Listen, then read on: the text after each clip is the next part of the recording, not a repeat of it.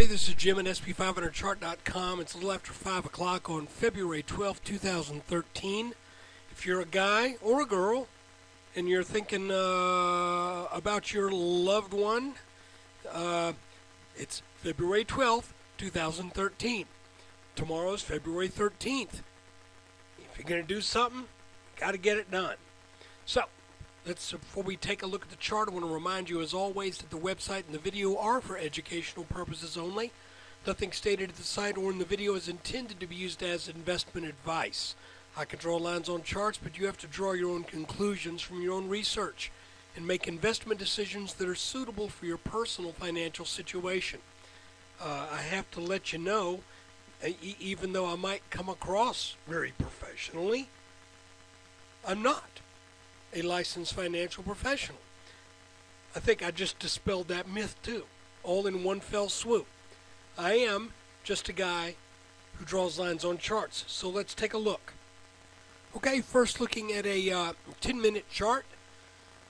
We got over that little resistance at about 1518 today. And, you know, based upon the little depth of this very, very, very small, how many more times can I say? Very, very, very, very, very, very small little inverted head and shoulders continuation pattern. Folks, almost embarrassingly small. Almost to the point to where I don't want to call it that because it is so small. But if we measure the depth of this little pattern, and I think I did this, but maybe I didn't do it yesterday, but I'm doing it now. We can see that with that little move to this brown line that we've been talking about, and we'll talk more about, this tiny little inverted head and shoulders pattern has made the world of technical analysis happy with that big 4.5 point move out of this pattern. So it's 4.5 points deep. It goes 4.5 points high once it gets decisively over this little neckline. Again, that is such a small pattern, it's almost inconsequential. What is important is whether or not this brown line can get taken out. If we go back to our 2-day chart, you can see that this brown line has a history of having some tops, and just to throw a monkey wrench in the process, it also has, at least on 2 occasions, a history of letting itself get violated, which happened in 2011. If we go back to a 3-day chart, it doesn't do us any good because this includes all of our tops. So for the past 4 years, only twice, has the S&P gotten appreciably above that line, and that was in 2011, early in the year, and then again, I believe it would have been in late April. So look where we are. We are coming right up. We are right on that line as of the close today. Now, the other thing that I mentioned in yesterday's video is the old adage, and I'm not one for old adages because a lot of times they can, I think, lead a person astray.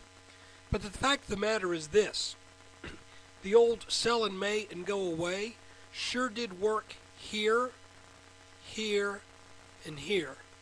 And my question is, does this market have enough steam to maybe once again get over this brown line so that sell in May can go away, and go away might work for the 4th consecutive time? Let's see. But right now, with the kind of action that we saw today, you can see how we're just getting into these little minuscule moves. So today was just so uneventful, other than touching this brown line. Now I'm going to do something a little different. We had, I say we, I guess I need to say I, because I'm the guy, I'm the person who draws on the charts, and I'm the person who at least has to take blame if things go awry.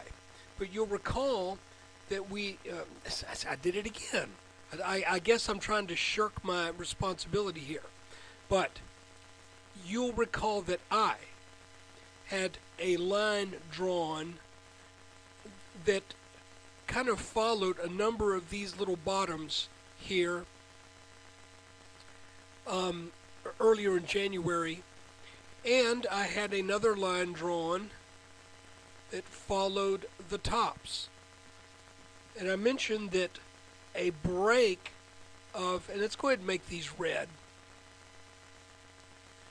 I mentioned that I thought a break of these of this channel would likely set up the downfall of this upward leg with a quote corrective move to bring the S&P back down into the 1470s, and if that breaks, then possibly even lower.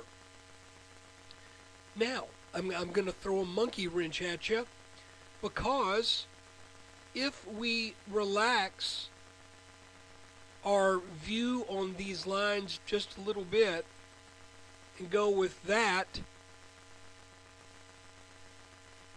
and relax our view on that top line a little bit, let that top go a little bit ragged, today I'm wondering if maybe this might not be the channel to watch.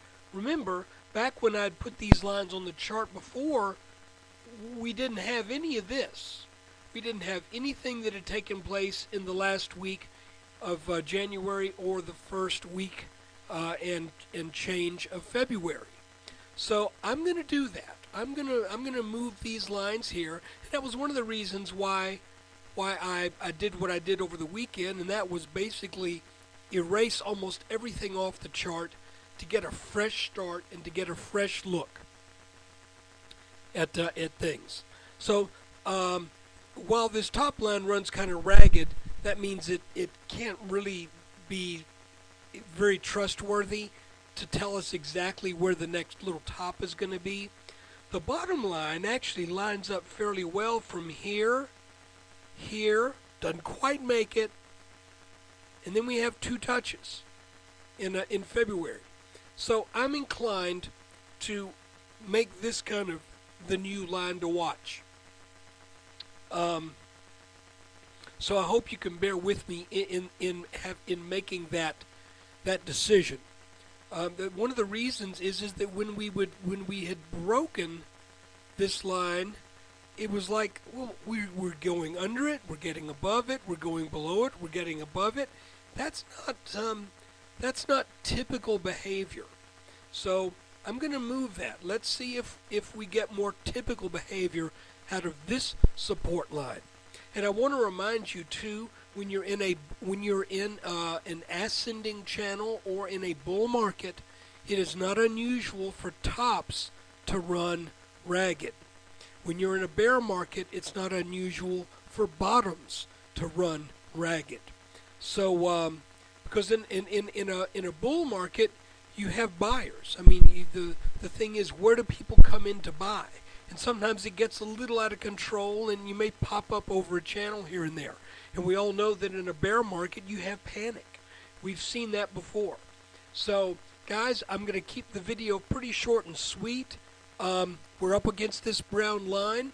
If that brown line gives way, let's see if this red line provides support. If this red line gives way, then let's see what happens if we come down to this yellowish ochre colored line right here. So really kind of an uneventful day, except for that tiny little embarrassment of an inverted head and shoulders pattern. We still have this diamond pattern contained within this channel, and that diamond pattern still has its target of 1530. But you know, we have to consider this line. Have to consider if this line that has worked quite well, with the exception of those 2 times in 2011. Will this little 2-week pattern, will this have accumulated enough strong-handed buyers for this line to get taken out? So guys, thanks for watching the video. Thanks for your very kind support, and look for a video after the close tomorrow, February 13th, 2013.